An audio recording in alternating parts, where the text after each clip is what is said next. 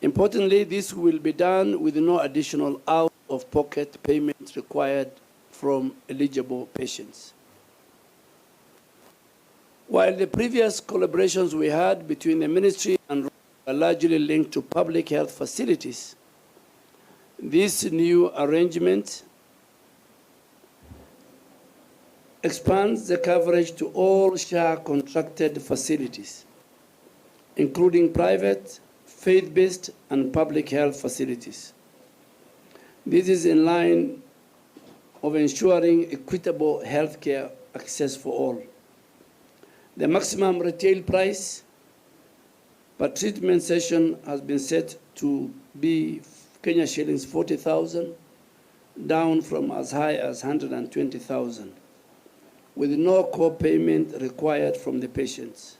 We are very proud today that this will be a national program that will serve each and every woman.